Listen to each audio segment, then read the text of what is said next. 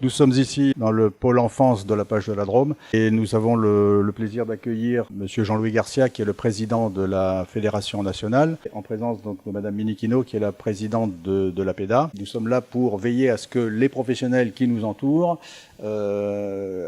suivent bien les principes que l'on veut défendre. Problème d'accessibilité, avec notamment la loi Elan. Nous avons aussi le problème de rentrée scolaire, avec d'une part le manque d'AVS et le sentiment que l'éducation nationale n'est pas toujours prête, que les enseignants ne sont pas toujours formés pour accueillir les enfants. Nos autres sujets de préoccupation sont l'accueil des personnes handicapées vieillissantes. Donc on va parler de rentrée scolaire. Ça fait des années que les rentrées scolaires sont particulièrement difficiles, mais là on est dans une situation où beaucoup d'enfants en situation de handicap n'ont pas fait leur rentrée par manque d'AVS. Les parents ont des notifications de la MDPH avec un nombre d'heures d'AVS déjà qui n'est pas respecté. Et cette année, on est dans une situation encore plus précaire, c'est-à-dire que certains enfants sont arrivés à la rentrée des classes et se sont retrouvés sans AVS. Donc, souffrance, des enfants n'ont pas pu retourner dans leur établissement. On en est à un point où je pense qu'on peut parler de maltraitance. Parce que les dysfonctionnements de l'éducation nationale ne devraient pas toucher les familles, ne devraient surtout pas toucher les enfants. On oublie que nos enfants en situation de handicap devraient avoir les mêmes droits que ceux qui ne sont pas en situation de handicap. Ils peuvent apporter autant que les enfants lambda, et peut-être même plus. Il faut que les parents prennent confiance et se tournent vers les associations pour dire que leurs enfants ont des droits et qu'aujourd'hui, il faut que ce soit enfin respecté. Il faut arrêter de se taire. On a des moyens. Ici, on a un CSA-TLA. Eh ben, on a des places restreintes parce que pas de moyens. On a une enseignante référente aussi avec un temps qui est ridicule. Ça, c'est des solutions, mais on les prend pas en compte. Donc, les parents doivent faire des efforts, les enfants doivent faire des efforts, mais à un moment donné, nos enfants, ils n'ont pas choisi d'être ce qu'ils sont, qu'ils ont choisi leur travail. Et on est dans la même situation pour les enseignants. Quand aujourd'hui on dit que les enseignants sont pas formés, moi, ça me fait rire. Les enseignants sont formés, mais les enseignants ne mettent pas en place ce qu'ils ont appris ou simplement ce qu'on leur demande. Accueillir un enfant en situation de handicap dans une classe, c'est pas compliqué. C'est pas vrai. Faire des photocopies, c'est pas compliqué. La bienveillance, ça coûte rien. Et aujourd'hui, on n'en est pas là. Et c'est triste. Et c'est vrai qu'on a lancé une enquête, la PEDA, et donc qui est sur Facebook et sur notre site, sur ce sujet-là, parce que je pense qu'il faut que ça reste à l'esprit et que dans 3 mois, on en parle encore. Parce que là, il y a des parents, ça fait 2 ans qu'ils attendent leur AVS. Donc, je suis pratiquement certaine que dans 3 mois, le problème sera pas réglé. Voilà, il ne faut pas que le mouvement s'essouffle et il faut vraiment que la mobilisation dure. Au niveau de l'enquête, on a eu 70 réponses. Sur les 70 réponses, le 3/4 n'ont pas eu leur AVS. Aujourd'hui, j'ai donné mon nom à certaines familles parce que j'ai eu la chance de rencontrer le directeur académique qui m'a dit de l'interpeller sur les situations particulières que je connaissais. Depuis ce moment-là, tous les jours j'ai des messages, tous les jours j'ai des mails. Je suis en train de faire un listing que je vais envoyer du coup au directeur académique. Mais au départ, quand je me suis lancée dans cette bataille-là, c'était pour ma fille qui n'a pas eu son AVS à la rentrée scolaire et qui du coup est déscolarisée. Et je me suis rendu compte que, en tant que présidente d'association, je le savais, mais à ce point-là, je pouvais pas imaginer. Et je suis pas la seule. Je me suis donc rendu compte aussi dans cette enquête que je suis pas la seule à avoir arrêté les frais sur la maltraitance que subissent nos enfants. Une mauvaise scolarisation fait des dégâts pas que sur l'école. Après, ça touche la vie sociale. Et je crois que, je sais pas si c'est que l'État se rend pas compte ou si c'est vraiment, sincèrement, excusez-moi de mes propos, mais je me demande s'ils s'en foutent pas, quoi, à un moment donné. On est quand même sur de la souffrance. Ça a pas de prix de se pencher sur ce genre de choses. Enfin, je sais pas. Voilà. Je suis un peu en colère, très révoltée, et sincèrement, je pense que là, j'irai jusqu'au bout. On essaye de recenser toutes les personnes qui sont dans cette situation-là, de voir celles qui vont avoir réponse et attribution de leur AVS. Dans la Drôme, on a le collectif Drôme Handicap. Ça a été discuté du coup lors d'une réunion lundi. Alors on a demandé à toutes les associations justement de recenser les cas qu'ils connaissent pour essayer de chiffrer un petit peu l'état de la situation dans la Drôme. Pour le moment, on n'a pas encore les retours en détail, mais le collectif a saisi la question. Je vais préciser juste un cas pour compléter ce que dit Madame Minichino. Une maman qui expliquait que son enfant était accepté à l'école, et je pense que c'est un enfant qui doit être trisomique a priori, mais qui se débrouille bien, qui était accepté à l'école sans AVS, et là, à la rentrée, on lui a dit « Ah ben non, là, il n'y a pas d'AVS, donc on ne vous accepte pas ». Ce qui est quand même incroyable. C'est-à-dire que même, alors que l'école l'acceptait, brusquement, je ne sais pas si c'est parce qu'ils ont reçu des consignes ou des directives ou autre, il n'y a pas d'AVS, donc on ne l'accepte pas. Vous voyez, ça c'est le genre de situation qui paraît inadmissible quand on l'entend. La page, rapidement, c'est le premier mouvement Tout Handicap. Nous sommes le deuxième mouvement en France sur le champ du handicap. Tout handicap, tous les âges de la vie. Et la page est née d'enseignants parisiens qui se posaient des questions en 1962. Ce qui veut dire qu'on a une accroche profonde avec l'éducation nationale. Donc la question de la rentrée nous intéresse tous les ans. La rentrée, ça se prépare pas le 2 septembre. La rentrée, ça se prépare en février. Donc un gamin, quel que soit le gamin, qui peut pas accéder à l'école le 3 septembre, c'est une rentrée loupée. Même s'il rentre le 4, même s'il rentre le 5, c'est une rentrée loupée parce qu'il arrive après les autres. Donc on le pointe du doigt, on le montre, on le discrimine, et donc il ne fait pas partie du groupe comme tous les autres. Et si on veut parler de citoyenneté, de vivre ensemble, c'est pas comme ça qu'il faut fonctionner. Donc ce que l'on peut dire, vu nationalement, j'ai annoncé un chiffre le 5 septembre, c'était 1400 enfants. Le 5 septembre, sans solution. Sur la France. Et comme les remontées sont compliquées à avoir, je suis persuadé que 1400, c'est un chiffre bas. Le ministère a les chiffres. Il y a des remontées des inspections d'académie, toutes les fins de semaine et en début de rentrée, tous les soirs. Sauf que le ministre ne communique pas là-dessus parce que le résultat est honteux. C'est plus facile de dire la rentrée est réussie sans s'appuyer sur aucun chiffre que de dire voilà où sont les loupés. Alors des loupés, vous avez commencé à en dire. Des enfants, parce que ça existe, qui n'ont pas besoin d'AVS, sont rejetés de l'école au motif qu'ils n'ont pas d'AVS. Des enfants qui devraient avoir un AVS, qui ont une indication MDPH, l'AVS n'étant pas là, n'accèdent pas à l'école. Il y a aussi un dérapage au niveau de certaines maisons départementales des personnes handicapées. Il y a deux types d'AVS ou AESH. Les individualisés, c'est-à-dire un pour un enfant, et les mutualisés, c'est-à-dire un pour plusieurs enfants.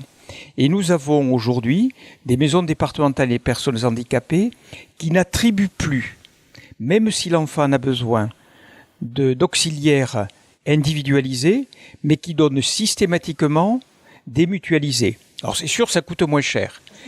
Déjà, les parents ne connaissent pas la différence quand ils font la demande. Donc déjà, ça c'est une chose qui est claire. Et là, dans l'enquête, je demande, est-ce que vous avez demandé une AVSI ? Est-ce que vous avez une AVSI ? Les gens demandent la plupart du temps une AVSI, ils se retrouvent avec individualisés, excusez-moi. Et ils se retrouvent avec des AVS-M mutualisés. Donc un enfant qui a besoin de 10 heures d'AVS va se retrouver avec 4 heures d'AVS. Sans que les parents... 2-3 enfants. Je sais pas, mais... Non. 4, ça existe. 4, ça existe. Bien sûr, 4, ça existe. Et là, c'est pareil, on doit s'estimer heureux car notre enfant a fait sa rentrée avec une AVS. Le mot de maltraitance a été employé, oui, il faut l'employer. C'est une maltraitance d'État. Alors on se retrouve avec des choses qu'il faut dénoncer.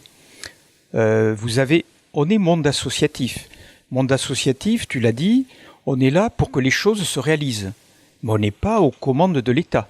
Donc nous sommes la conscience sociétale, nous sommes l'aiguillon pour que l'État, l'éducation nationale, mette en place les choses. Vous avez un président de la République qui dit « Le handicap, c'est mon dossier prioritaire pour le quinquennat. » Bravo. Sauf que c'est des discours et c'est des actes qui vont à l'encontre de ce qui est annoncé. Ce que disait le président tout à l'heure sur la loi Elan, vous avez la loi du 11 février 2005 qui dit que tout bâtiment neuf doit être accessible à 100%. Ce qu'ils sont en train de voter aujourd'hui, c'est qu'on ravale le 100% à 10%. Alors, faire de l'accessible dans l'ancien, c'est très compliqué. Donc une façon de faire évoluer notre pays, c'était systématiquement rendre accessible le neuf. Si on en fait 10 fois moins, on est parti pour des millénaires avant que notre pays soit accessible aux personnes en situation de handicap. Et à partir du moment où ceux qui donnent les orientations bafouent autant la citoyenneté des personnes en situation de handicap, ça permet des dérapages partout. Alors cet été, vous avez vu un certain nombre de scandales. On est en fauteuil roulant avec un chien guide, on veut faire son marché à Carrefour et on se fait éjecter au motif que le chien n'a pas rentré. Sauf que le chien, c'est la compensation du handicap. Sans son chien, il ne peut pas avancer. Donc, le chien interdit, la personne reste devant Carrefour. C'est un couple d'aveugles qui veut aller au restaurant et ils ont un chien guide. Le chien interdit dans le restaurant. Donc, ils sont rejetés du restaurant. Comment peut-on parler de société inclusive? Vous avez vu, fin août, ce jeune qui veut faire l'école de magistrature, qui est aveugle et à qui on demande de lire dans un temps contraint 80 pages pour en faire une synthèse. C'est l'entrée à l'école de magistrature, c'est pas le diplôme d'avocat. Et donc il est rejeté du concours. Alors que c'est un garçon qui a une tête bien pleine, qui veut devenir avocat, il existe aujourd'hui des moyens pour un aveugle pour lire. Sauf qu'il faut lui permettre d'utiliser ces moyens dans le cadre de l'accession. Hier, il y a un plan pauvreté. Alors, on regarde le plan pauvreté. Il y a de belles intentions. Sauf que l'allocation adulte handicapé, elle est toujours au-dessous du seuil de pauvreté. On nous dit on va l'augmenter, mais on l'augmente quand? 1er novembre 2018. Et la deuxième partie, 1er novembre 2019. Plan pauvreté, on mobilise 8 milliards d'euros. Plan richesse, 25 milliards d'euros. Et les personnes en situation de handicap sont pauvres, nécessairement pauvres. L'allocation adulte handicapé, c'est bien, mais c'est insuffisant. Et donc voilà des sujets sur lesquels nous avons à discuter. Rentrée des classes le 3, on rencontre la secrétaire d'État le 4, et on lui dit un certain nombre de choses. Et en clair, elle nous dit, comme on disait au Moyen-Âge, dormez tranquille, braves gens, on s'occupe de tout. Eh bien non, on est très mobilisés. Alors on ne va pas tout casser parce que nous sommes des gens raisonnables, mais on ne lâchera pas. Et la présidente de l'APEDA a raison. Même un gamin qui rentrera dans 3 mois à l'école, on bafoue son droit. Un enfant de la République a sa place à l'école. Et aujourd'hui, on se retrouve dans une situation où la partie handicap de notre société est complètement ignorée et maltraitée. Ils se sont entendus au niveau de l'Assemblée nationale sur 10% pour la loi Elan. Les sénateurs ont dit 30%. Il y a une commission mixte paritaire qui va se réunir là, dans les jours qui viennent. On est tous intimement convaincus qu'ils vont faire les marchands de tapis et qu'ils vont dire on passe à 20%. Ce qu'il ne faut pas oublier, c'est qu'on part de 100%. Donc dans la loi, il était écrit 100% et on va se retrouver avec une nouvelle loi avec 20%.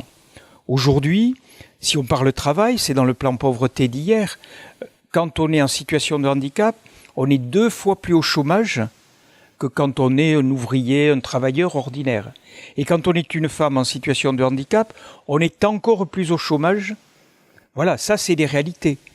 Puis vous avez des personnes en situation de handicap qui ne peuvent pas travailler, qui ne travailleront jamais parce que le handicap est trop lourd.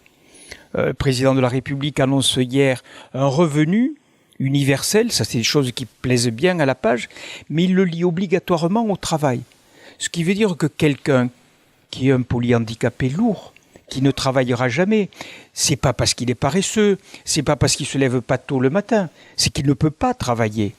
Et il n'a pas le droit de vivre comme tout citoyen, avec l'argent pour s'acheter des vêtements, pour partir en vacances s'il en a envie, pour aller faire une sortie, aller au musée, aller au cirque. Non, il n'y a pas droit. Et donc, dans une société, une république où on parle d'égalité, c'est plutôt l'inégalité qui est mise en œuvre. Donc, moi, je remercie toujours les médias parce que les médias ont un rôle particulier. Vous avez le rôle aussi de faire savoir et de dire ce que nous portons. Parce que nous le disons, nous utilisons tous nos canaux, mais c'est aussi important que des journaux, des télés fassent arriver dans les foyers ces questions des personnes en situation de handicap. Un enfant, aujourd'hui dans notre pays, naît encore en situation de handicap. Les accidents de la vie font qu'on a aussi des jeunes, des moins jeunes, qui se retrouvent en situation de handicap. Et donc c'est la solidarité du pays qui doit jouer pour accompagner les enfants d'abord, les familles. Sinon, on se retrouve avec une partie de la population qui est rejetée, qui est exclue. On est en train de se faire taper sur les doigts par l'Europe, qui estime que nous ne respectons pas un certain nombre de directives sur l'égalité, et en particulier par rapport à l'accès à l'école. Et quand on mesure bien combien c'est à l'école que l'on va créer la société de demain, parce que c'est là que tout se bâtit, si on les fait vivre séparés, si on en exclut une partie, on va produire une société où les gens vont être séparés et où certains vont être exclus. Et alors pour ce qui nous concerne, au seul motif du handicap. C'est une forme de discrimination qui est intolérable. Donc vous êtes en situation de handicap, la solidarité nationale vous donne des ressources, mais vous donne des ressources qui vous placent au-dessous du seuil de pauvreté. Seuil de pauvreté qui est défini par les pouvoirs publics, c'est pas le monde associatif. La première, je disais, on vient, ceux qui ont fondé la page venaient de l'école de la République. Donc la première valeur, c'est la laïcité. La laïcité, c'est-à-dire chacun a le droit de vivre sa vie personnelle, mais vit sa vie personnelle dans son espace individuel. Et dans la vie collective, on ne fait pas démonstration, prosélytisme de ses pensées profondes, de ses pensées intimes. Ça, c'est la première. La deuxième, c'est la solidarité. On ne fait pas la quête.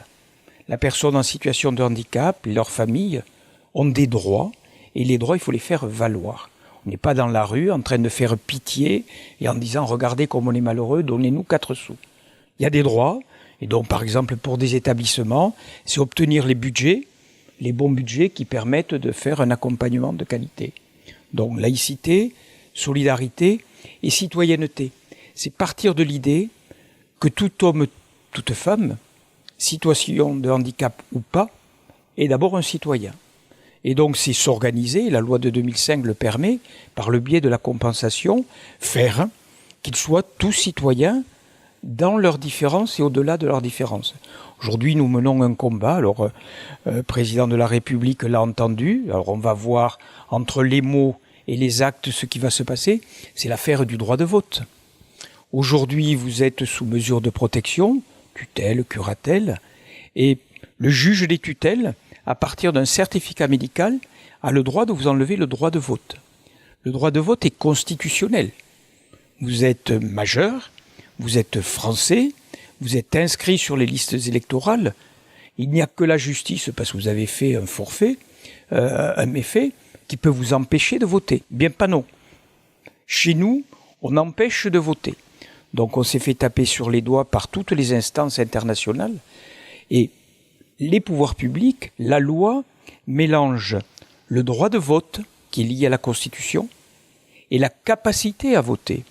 Je disais à mes amis hier après-midi, c'est un peu comme le permis de conduire. On a le permis ou on ne l'a pas.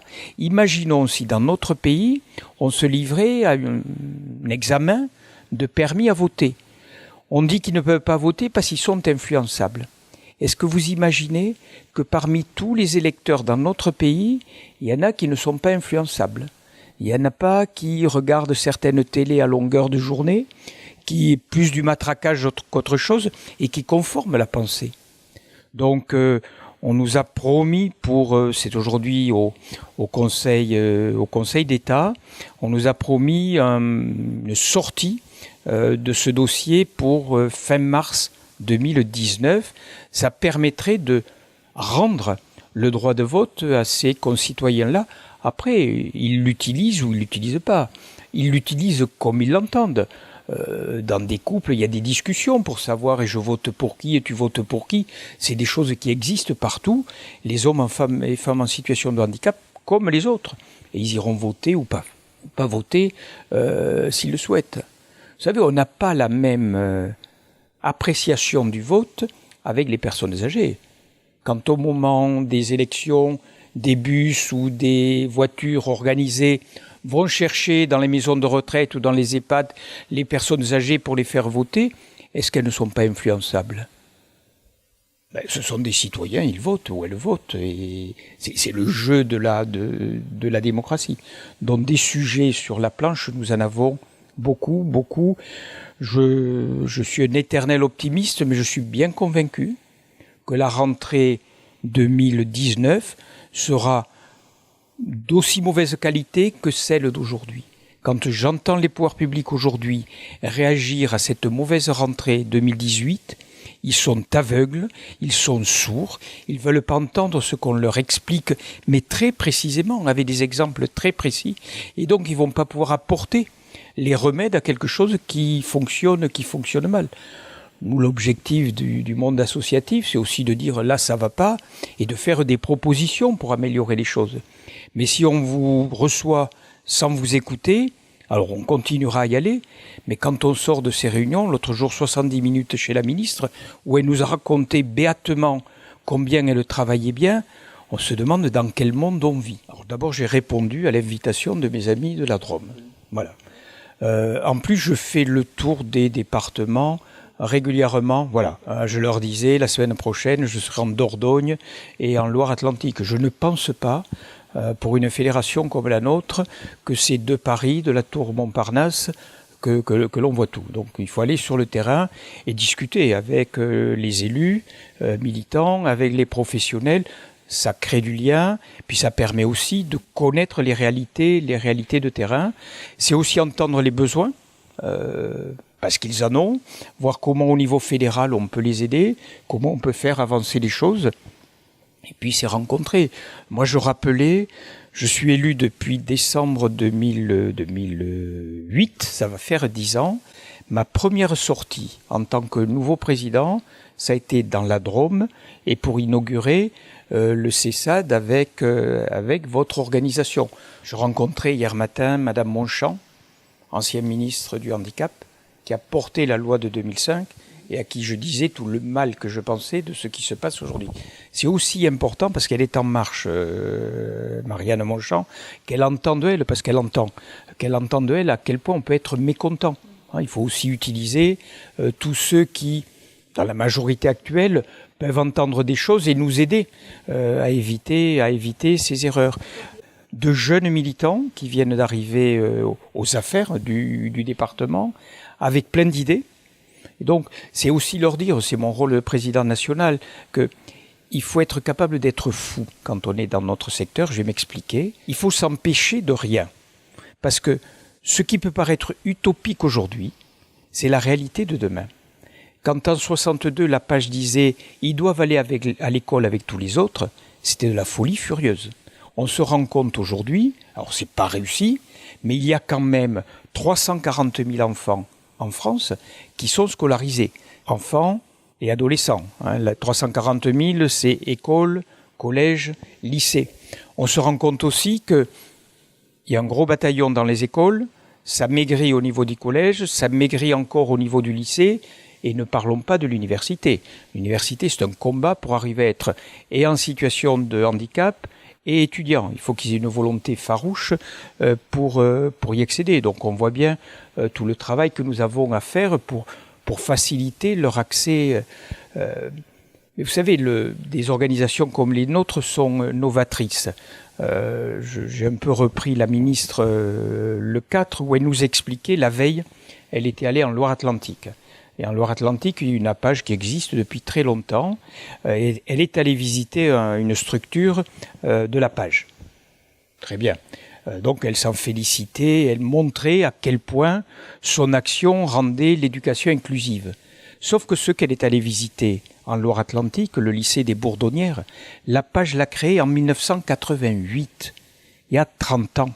Et donc elle va récupérer quelque chose que nous avons créé il y a 30 ans pour faire croire que c'est depuis juillet 2017 que les choses se bousculent. Bien sûr que non. Bien sûr que non. Heureusement qu'il y a le mouvement associatif pour impulser des choses et faire qu'après les pouvoirs publics soit l'officialisent, le financent. On a des dispositifs qui restent expérimentaux pendant des dizaines d'années. Ou c'est bon et on l'officialise, ou c'est pas bon et on l'arrête. Le propre d'une expérience, c'est ça. Mais une expérience qui dure 20 ans et qui est financée sur des bouts de ficelle, ça peut pas fonctionner. Nous, on laisse à l'agence régionale de santé, au département, de dire c'est bon, et on finance ou on finance pas. Mais on fonctionne encore sur ce type d'habitude. 80% des personnes en situation de handicap vivent un handicap invisible. Ce qui veut dire que la perception, d'ailleurs le sigle du handicap sur les parkings par exemple, c'est le fauteuil roulant. Fauteuil roulant, c'est une minorité des handicaps. Vous avez plein de handicaps où quand on rencontre la personne, on ne le voit pas. Et il ne faut surtout pas, au motif qu'ils sont invisibles, ne pas traiter le sujet et les oublier. Dans le handicap invisible, au niveau des inclusions des enfants, je parle des troubles des apprentissages par exemple, est compliqué. Je vais encore parler de mon cas parce que je crois que ma fille a eu un parcours difficile. Clara travaille sur ordinateur avec une souris scanner, un casque, parce qu'elle n'est pas lectrice. Elle a 15 ans, elle n'est pas lectrice. Donc, elle doit dicter sur son ordinateur. L'ordinateur lit pour elle. Elle n'a jamais été inclue dans une classe classique avec son matériel. Elle est autonome, elle a besoin quand même d'une AVS pour l'aider à mettre en place l'ordinateur, parce qu'elle a 15 ans et qu'elle n'est pas sûre d'elle. Mais si elle n'est pas sûre d'elle aussi, c'est parce que l'Éducation nationale ne l'a jamais accueilli les bras ouverts avec son matériel. Et on est sur des aberrations de ce type. Mobilisez-vous, rapprochez-vous des associations, osez parler, rapprochez-vous des associations.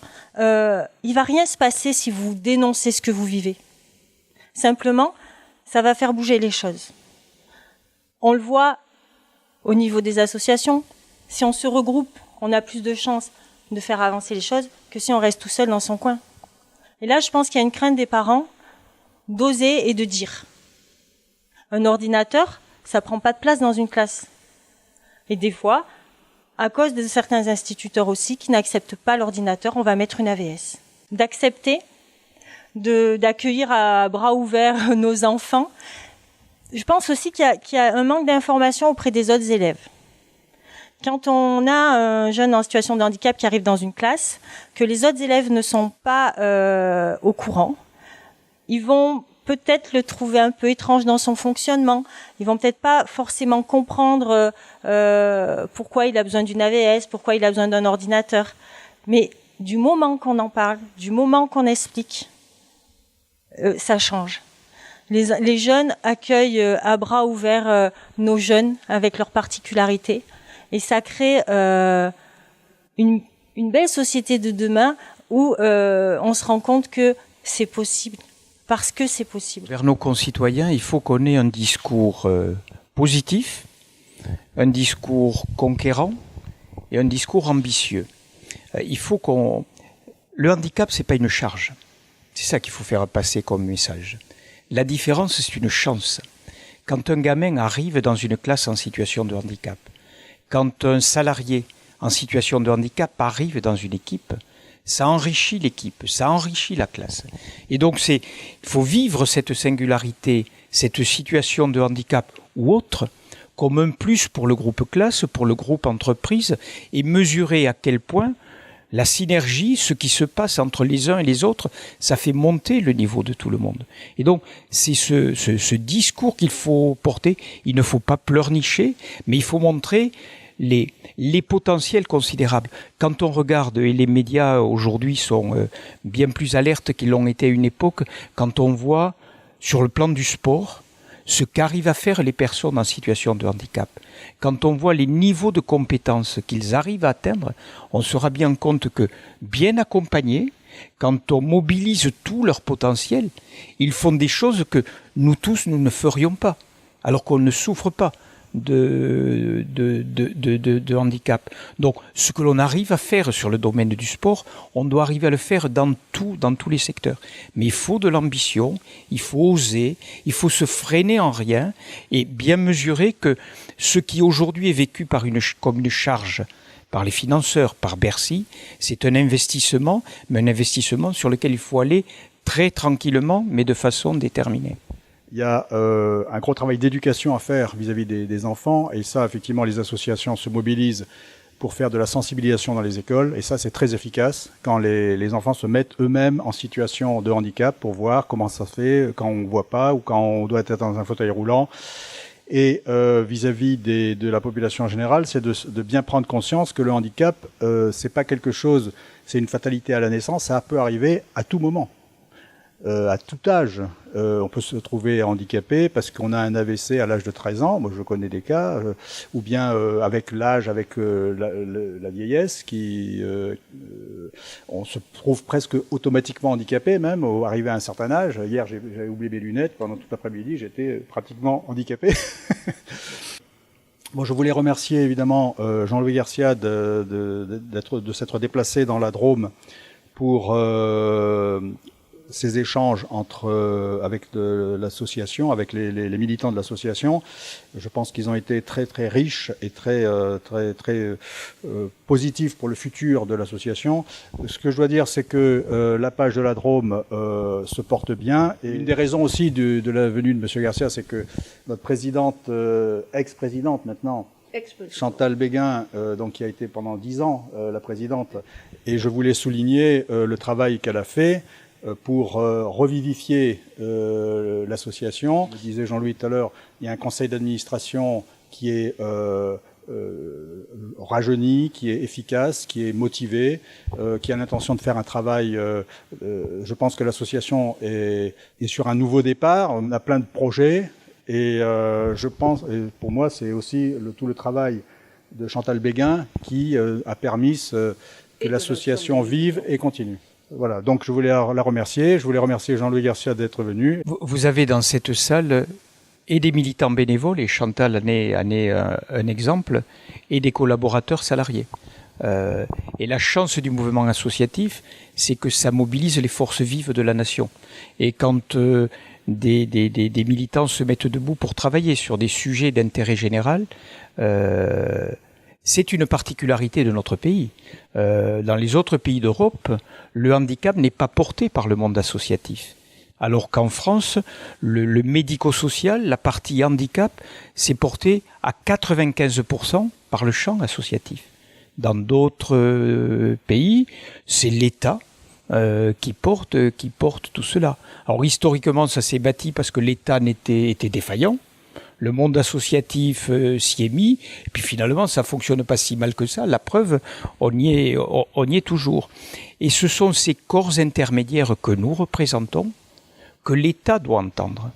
On ne revendique pas de gérer le pays, on n'est pas là-dessus. Mais il doit nous entendre parce que on a le savoir des besoins du terrain, et on a l'expertise de ce que nous faisons depuis des dizaines et des dizaines d'années. La page est née en 62, ça commence à faire un certain temps. Et puis comme nous gérons beaucoup, on a besoin aussi de s'appuyer sur des professionnels de qualité. Nous, notre rôle, c'est de ne pas vivre le quotidien des établissements. Donc une délégation de confiance vis-à-vis des professionnels, de façon à ce que tout fonctionne dans l'intérêt des enfants. Si nous sommes mobilisés les uns les autres, c'est parce qu'il y a des personnes en situation de handicap. Notre moteur d'action, c'est celui-là. Et parmi les militants de la page bénévole, vous avez, c'est notre singularité, des parents et des non-parents. On ne vous dira pas qui est parent, qui n'est pas parent. L'intérêt, c'est qu'on est tous dans cette recherche du mieux de citoyenneté pour les personnes en situation de handicap.